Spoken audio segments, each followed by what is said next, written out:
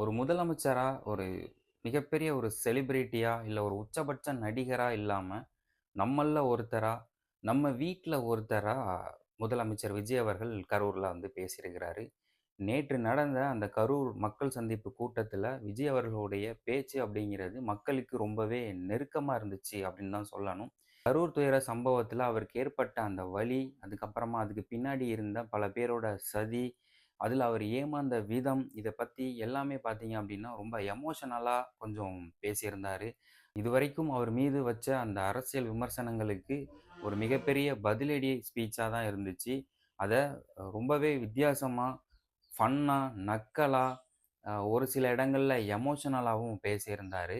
So, கரூர்ல நேத்து விஜய் அவர்கள் என்ன பேசியிருந்தாரு அப்படின்றத பத்தி தான் இந்த வீடியோல நம்ம பார்க்க போறோம்.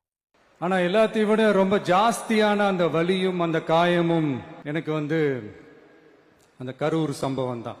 அந்த பெரம்பலூர் போலீஸ் எங்களை அலர்ட் பண்ணாங்க. சரிங்க, கூட்டம் கொஞ்சம் ஜாஸ்தியா இருக்கு, லேட் ஆயிடுச்சு, வராதீங்க அப்படின்ட்டு. அதே மாதிரி அந்த கரூர் போலீஸ் எங்களை அலர்ட் பண்ணிருக்கலாம்ல, கூட்டம் அதிகமா இருக்கு, கண்ட்ரோல் பண்ண முடியல, வராதீங்க. அண்ட் போலீஸ் நினைச்சா அவங்க அந்த மீட்டிங்கே கேன்சல் பண்ணலாம். ஏதோ தப்பா இருக்கு, ஏதோ தப்பா தோணுது அப்படின்னு நினைச்சிட்டாலே they have all the rights to cancel the meeting. எங்ககிட்ட கேட்கணும்லாம் ஒன்றும் அவசியமே கிடையாது. அந்த ஹைவேல இருந்து அந்த ஸ்பாட்டுக்கு போலீஸே எங்களை உள்ள கூட்டிட்டு வந்து விட்டு அந்த நாடகம்லாம் இருக்கு பாருங்க. நம்பிட்டேங்க, முழுசா நம்பிட்டேன். எனக்கு தெரியாது இப்படி ஒரு நாடகம் நடக்கும். இதுக்கெல்லாம் யார் காரணம்? இதெல்லாம் யார் சொல்லி செஞ்சது? என் அக்கா தங்கச்சிங்களோட தங்க பிள்ளைகளை இழந்திருக்கோம்யா.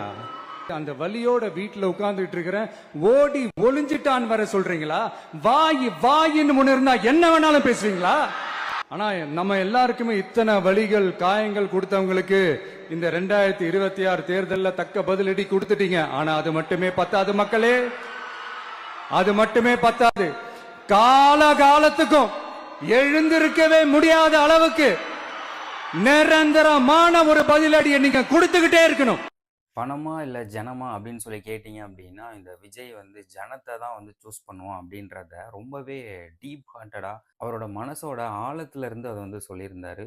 இதுபோக கொள்ளையடிக்கிறதுல திமுகவும் சரி, இல்ல அதிமுகவும் சரி. ஸோ இப்போ புதுசா அதிமுகவுக்கு ஒரு நேம் ஒண்ணு வச்சிருக்கிறாரு. என்னன்னு பார்த்தீங்க அப்படின்னா, தீந்து போன சக்தி அப்படின்னு சொல்லி. திமுக வந்து தீய சக்தின்னு சொல்லிட்டு இருந்தாரு இல்லையா? அதே மாதிரி இப்போ அதிமுக வந்து தீந்து போன சக்தி அப்படின்னு சொல்லி சொல்லியிருந்தாரு. அவர் என்ன சொல்லியிருக்காருன்றத நீங்களே பாருங்க. பணமா ஜனமா அப்படின்னு கேட்டா என் ஜனம் தான்டா எனக்கு முக்கியம். அந்த கட்சி நிதின்ற பேர்ல அடிக்கிற கொள்ளையெல்லாம் இந்த தீய சக்தியா இருக்கட்டும், தீந்து போன சக்தியா இருக்கட்டும், ரெண்டு பேரும் மாறி மாறி இதே தான் செஞ்சிட்டு இருக்கிறாங்க. பார்ட்டி ஃபண்டுன்னு தான் சொன்னேன். அது எந்த பார்ட்டி, என்ன ஃபண்டு, யாரு, என்ன பேரு எதுவுமே சொல்ல. பார்ட்டி ஃபண்டுன்னு சொன்னவனை எடுத்தாங்க பாருங்க ஒரு ஓட்டம். அதான் அந்த குற்றம் உள்ள நெஞ்சுக்கு தான் குறுகுறேங்கும்.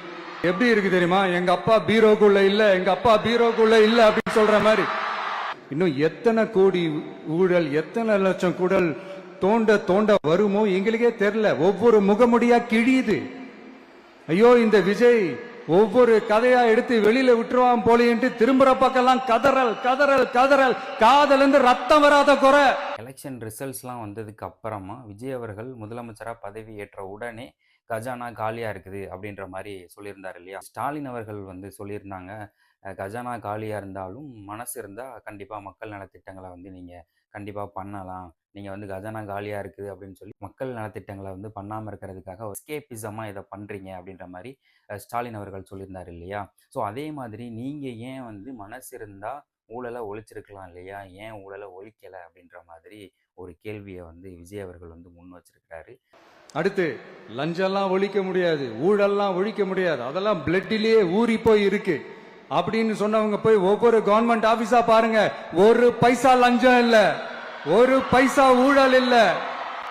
வேலையெல்லாம் சும்மா டக்கு டக்கு டக்கு நடக்குது.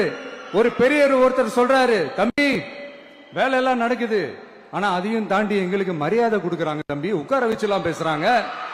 ஏன் இதெல்லாம் பண்ண முடியாது? மனசுன்னு ஒண்ணு இருந்தா பண்ணலாம், இப்ப பண்ணல. நம்ம தமிழ்நாட்டில் இருக்கிற சில கட்சிகள் அறிஞர் அண்ணாவை மதிக்கிறதே இல்லை. அப்படிப்பட்ட கட்சிகள்லாம் வந்து நம்ம தமிழ்நாட்டில் இருந்துட்டு தான் இருக்கிறாங்க. அவங்களுக்கும் வந்து உறுப்பினர்கள்லாம் இருந்துட்டு இருக்கிறாங்க. அதுவும் மிக தீவிரமா இருந்துட்டு இருக்கிறாங்க. பேரறிஞர் அண்ணாதுரைங்க, பேரறிஞர் அண்ணா, அண்ணாவை அண்ணாதுரைன்னு கேட்டாலே மனசு புண்படும் பையன். பேரறிஞர் அண்ணாதுரையில இல்ல, அண்ணாதுரை சொல்லு, அதை சொல்லு. ஏன் நீ எதுக்கு, நீ என்ன பெரிய கருத்தியலுக்கா திமுகன்ற கட்சி ஆரம்பிச்சே? நீ பெரிய அப்படிப்பட்ட கட்சிகள்லாம் இருக்கிற ஒரு சூழல்ல அறிஞர் அண்ணாவோட பிறந்த நாள் அன்னைக்கு ஒரு சூப்பரான ஒரு திட்டத்தையும் அறிவிச்சு அவருக்கு ஒரு மிகப்பெரிய மரியாதையும் வந்து செலுத்தியிருக்கிறாரு நம்ம விஜய் அவர்கள். ஸோ இதன் மூலமாகவே விஜய் அவர்கள் எப்படிப்பட்ட ஒரு ஒரு நேர்மறையான ஒரு அரசியலை முன்னெடுக்கிறாரு அப்படின்றத நம்ம வந்து கண்டிப்பாக பார்க்கலாம். இதுக்கு முன்னாடி ஆட்சி பண்ணவங்களோட ஆட்சியில் இருந்த நலத்திட்டங்களையும் அவர் தொடர்ந்து பண்ணிட்டு தான் இருக்கிறாரு. அதை கைவிட்டுறல. ஏன் அதுக்கும் முன்னாடி புரட்சி தலைவி ஜெயலலிதா அம்மா அவர்கள் வந்து கொண்டு வந்து அம்மா உணவக திட்டத்தை கூட அவர் வந்து இன்னும் கை கைவிடாமல் அதை இன்னும் கண்டினியூ பண்ணி கொண்டு வந்துட்டு தான் இருக்கிறாரு இல்லையா? போன திமுக ஆட்சியில் அதை வந்து சரிவர அவங்க பண்ணவே இல்லை. ஆனால் அவர் வந்து அதை கையில் எடுத்து நல்லா பண்ணிட்டு வர்றாரு. ஸோ நல்ல திட்டங்கள் வந்து மக்களை வந்து கண்டிப்பாக வந்து ரீச் பண்ணணும். அதை நம்ம வந்து தொடர்ந்து பண்ணணும். அது இன்னார் தான் பண்ணாங்க அப்படின்றது இல்லாமல் அதை வந்து பார்க்காம அவர் வந்து ஒரு நேர்மறையான ஒரு நேர்மையான ஒரு அரசியலை வந்து முன்னெடுக்கிறாரு அப்படின்றத தான் நம்ம வந்து பார்க்க வேண்டியதாக இருக்குது. வரப்போற அறிஞர் அண்ணா அவர்களுடைய பிறந்த நாள்ல உங்க அண்ணனுடைய அரசுல தாய் மாமன் தங்க மோதிர திட்டம் அறிவிக்கப்படும். தீய சக்தி மாதிரி ரீல் தாய் மாமன்லாம் கிடையாது, ரியல் தாய் மாமன். எப்படி ரியல் ரியல் தாய் மாமன். சும்மா ஒரு சாம்பிள் தான். இன்னும் வரப்போற நாட்கள்ல உங்க அரசனுடைய அந்த விஸ்வரூபத்தை நீங்க பாப்பீங்க. இதுக்கப்புறம் தாங்க ஃபன்னே இருக்குது. முதலமைச்சர் விஜய் அவர்கள் இவ்வளவு நக்கலாக இவ்வளவு நையாண்டியாக இது வரைக்கும் பேசி நம்ம யாருமே பார்த்துருக்க மாட்டோம். அவ்வளவு ஃபன்னாக இருந்துச்சு அவரோட அந்த ஸ்பீச்சு. இதில் நான் சொல்கிறதுக்கு ஒன்றுமே இல்லை. நீங்கள் அதை பார்த்தா தான் அதோட எக்ஸ்பீரியன்ஸ் வந்து உங்களுக்கு கிடைக்கும். ஸோ இதோ உங்கள் பார்வைக்காக. வாயத் தொடங்க சிஎம். பேசுங்க பேசுங்கன்றீங்க, பேசுனா எந்திரிச்சு ஓடிடுறீங்க. இனிமே பேச ஆரம்பிக்கிறதுக்கு முன்னாடி என்ன பண்ணணும் அப்படின்னா, ஒரு நண்பர் ஒருத்தர் சொன்னார், மாண்புமிகு பேரவைத் தலைவர் அவர்களே எல்லா டோரையும் இழுத்து லாக் பண்ணுங்க அப்படின்னு சொல்லிட்டு தான் பேச்ச ஆரம்பிக்கணும் போல் இருக்கு. ஏன்னா பேசிட்டு இருக்கும் போது எந்திரிச்சு ஓடிடுறாங்க. 5 நிமிஷம் பேசினதுக்கே குளத்தூர்ல கொத்து பரோட்டா போட்டாங்க. நாம அரசியல் பேசினா விஜயெல்லாம் அரசியல் பேசலாமா அப்படிங்கிறது. சரிப்பா, நமக்கு எதுக்கு வம்பு, நம்ம பாட்டுக்கு நம்ம வேலையை பார்ப்போம், எதுக்கு அவங்கள பத்தி பேசிக்கிட்டு அப்படின்னு இருந்தா விஜய்க்கு அரசியலே பேச தெரியல அப்படிங்கிறது. மேகதாது அணையை பத்தி என்ன தெரியும், விஜய் அதை பத்தி பேசல. இப்படி நம்ம அரசியலுக்கு வந்ததுல இருந்தே ஒரு கூட்டம் குறை மேல குறையா சொல்லிக்கிட்டு பாட்டுக்கு பாட்டு கச்சேரி எங்களுக்கும் பண்ண தெரியும், பண்ணலாமா? இந்த மேகதாது அணை சம்பந்தமான அந்த வழக்குல தமிழ்நாட்டோட பெட்டிஷனை சுப்ரீம் கோர்ட் எப்போ ரிஜெக்ட் பண்ணுச்சு? அப்ப யார் ஆட்சியில் இருந்தா? ஏன் ஒழுங்கா வாதாடல?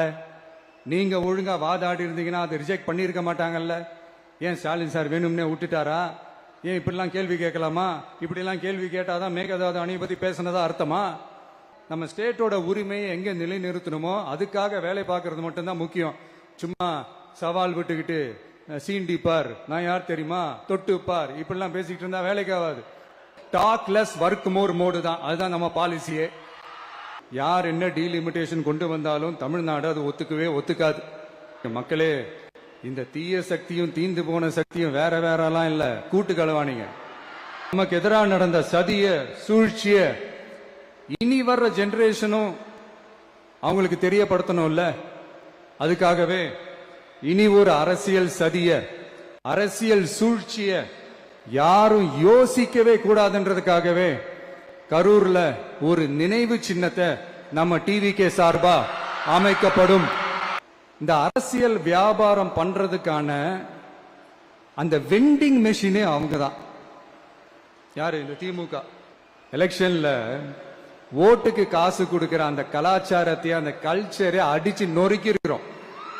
இந்த திருட்டு திமுக ஆட்சியை வச்சுக்கிட்டு ஊரடிச்சு ஒலையில போட்டு இந்த கொள்ளையை அடிச்சதுனாலதான் உங்க கரூர் கம்பெனி ஓனர் ஒருத்தர் எங்க எங்க இருக்காருன்னே தெரியாம ஓடு ஓடு ஓடு ஓடு ஓடு ஓடு ஓடு ஓடு வராம் பாரு வேட்டக்காரன் ஓடினே இருக்கிறாரு. இன்னொருத்தர் ஃபாரின்ல போய் ஒளிஞ்சுக்கிட்டாரு. ஃபாரின் ஸ்டாலின் சார் நினைச்சிட போறீங்க, அவர் இல்ல. எனக்கு எப்பவுமே ஸ்டாலின் சார் மேல ஒரு தனி பாசம் ஒண்ணு உண்டு. அவரு கிடையாது, இவரு வேற. சிங்கப்பூருக்கு செக்கப்புக்கு போனார்ல அவரு. இது வரைக்கும் யாருமே சொல்லாத எந்த ஒரு சிஎம்மும் எந்த ஒரு அமைச்சரும் சொல்லாத, சொல்ல தயங்குகிற ஒரு ஸ்டேட்மெண்ட் வந்து ஒண்ணு முதலமைச்சர் விஜய் அவர்கள் சொல்லியிருக்கிறாரு. அது உண்மையாவே வேற லெவல் ஸ்டேட்மெண்ட். இது வந்து யாருமே இதுவரைக்கும் சொன்னதே கிடையாது. சொல்லி நான் பார்த்ததில்ல. ஒருவேளை யாராவது சொல்லியிருந்தாங்க அப்படின்னா, நீங்க கமெண்ட் செக்ஷன்ல வந்து தயவு செய்து அத சொல்லுங்க. உங்ககிட்ட யாராவது லஞ்சம் ஏதாவது கேட்டாங்கன்னா கொடுக்க முடியாது சொல்லுங்க. நான் இருக்கேன் உங்களோட. அப்படியே யாராவது ஃபோர்ஸ் பண்ணாங்கன்னா, இது எங்க மகன், எங்க புள்ள, எங்க அண்ணன், எங்க தம்பி, எங்க விஜய், எங்க விஜயோட ஆட்சின்னு ஸ்ட்ராங்கா சொல்லுங்க. ஒழுங்கா படி என்று சுப்ரீம் கோர்ட் ஓங்கி மண்டேலியே நறுக்கு நறுக்கு நறுக்கு என்று செம்மட்டியாலே அடிச்சும் இந்த திமுக முழிச்சுக்கல அப்படின்னா அப்ப கொஞ்சம் கஷ்டம்தான். அதனால வரப்போற இடைத்தேர்தல மக்களே, இந்த தீய சக்தி திமுகவை நல்லா வெச்சு வெளுத்து விடுங்க. முதலமைச்சர் விஜய் அவர்களுடைய பேச்சு அப்படிங்கிறது மக்களுக்கு ரொம்பவே நெருக்கமா இருந்துச்சு. இதுல வந்து நம்ம நோட் பண்ண விஷயம் என்ன அப்படின்னா, இப்போ அரசு அலுவலகங்கள்ல பல துறைகள்லையும் வந்து லஞ்சம் ஊழல் குறைஞ்சிருக்கு அப்படின்னு சொல்லி அவர் சொல்லியிருக்கிறாரு. எங்கேயுமே வந்து லஞ்சம் இல்லை, மக்களை வந்து ரொம்பவே மரியாதையாக நடத்துகிறாங்க அப்படின்ற மாதிரி அவர் சொல்லியிருந்தாரு. இது உண்மையாகவே அப்படிதான் இருக்குதா அப்படின்றத நீங்கள் வந்து கமெண்ட் செக்ஷனில் வந்து சொல்லுங்கள். லாஸ்ட்டாக வரப்போகிற இடைத்தேர்தலுக்கும் மக்கள் என்ன பண்ணணும் அப்படின்றத அவர் வாயாலேயே வந்து சொல்லிட்டாரு. ஸோ செஞ்சிடுங்க. மீண்டும் உங்களை வேறொரு பதிவில் வந்து சந்திக்கிறேன். கான்ஃபிடென்ட்டா இருங்க மக்களே, நல்லதே நடக்கும், வெற்றி நிச்சயம். மீண்டும் சந்திக்கும் வரை நன்றி, வணக்கம்.